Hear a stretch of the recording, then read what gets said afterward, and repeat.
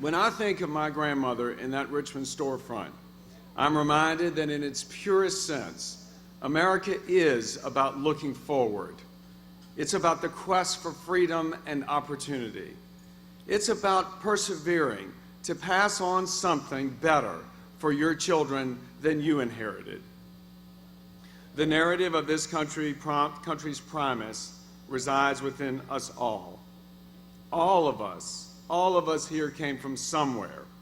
We or our ancestors came to this country for the same reason, for hope, for opportunity, and a better life. This is the tie that has always bound us as a nation. This is the tie that continually strengthens us as a people.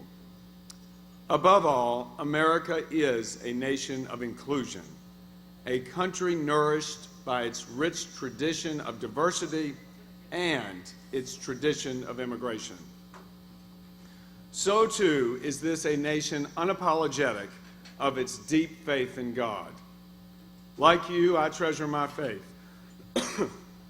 It has sustained my grandparents when they entered this country as poor immigrants. It sustains me as I go about my duties as a member of Congress, as a husband and a father, and as an American. I grew up in a Jewish community in Richmond, Virginia that valued what we called tzedakah, charity and justice, and acts of loving kindness. I have seen how much good a religious community can achieve when it extends a welcoming hand and resolves to lift people up. For those who still doubt the faith-based community's ability to lift our society to a higher plane than would exist without these groups such as Esperanza, just ask the students at Esperanza Academy Charter High School in Philadelphia. In a school district with a 43% Latino dropout rate, Esperanza High graduated 628 of its 630 students.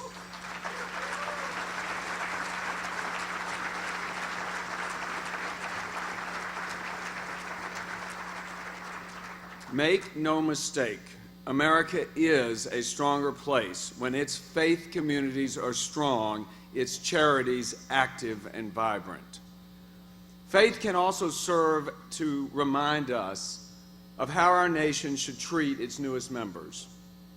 A major theme of the Hebrew Bible is to welcome the stranger. From Exodus to Leviticus to Deuteronomy to the prophets, we are commanded not to oppress a stranger, for ye know the heart of a stranger, seeing ye were strangers in the land of Egypt. Or consider Deuteronomy. Love ye therefore the stranger, for ye were strangers in the land of Egypt. The Torah, the 5 books of Moses, commands us to leave the corners of the field for the poor and the foreigners. These injunctions are repeated in our prayers. As we look for a fair and just solution to the immigration issue in America, let us all combine this biblical instruction with the fact that we are a nation of laws and borders in America. It is unfortunate that at times during the immigration debate, the rhetoric has gotten overheated. The undertones in certain circumstances have alienated many communities. We must do everything in our power to remember the scriptures and ensure that immigrants in this debate are always treated with dignity and respect.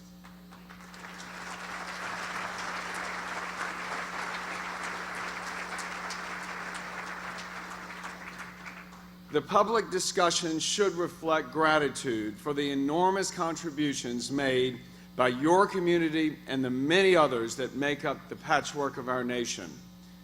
The fabric of America is strengthened by your common work ethic, by our determination, by our faith in God, by our devotion to family and cultural roots, and by your willingness to serve in our military. And thank you to those wounded warriors that are here.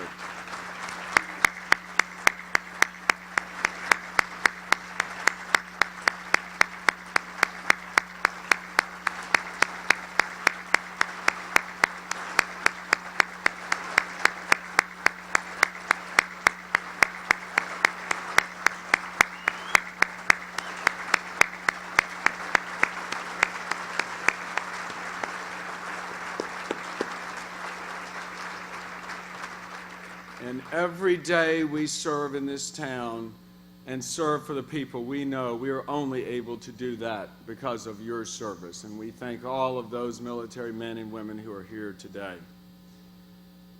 This is the land of opportunity, perhaps the only place where people from humble and modest roots like Andrew Jackson, Abraham Lincoln, Ronald Reagan, Bill Clinton, and President Barack Obama can rise to become president. America remains the same beacon of hope for the world that it was when my grandmother reached Ellis Island, the place where her story is renewed with each new generation of immigrants. Reward for hard work, innovation, free enterprise, fairness, self-reliance, community, and faith.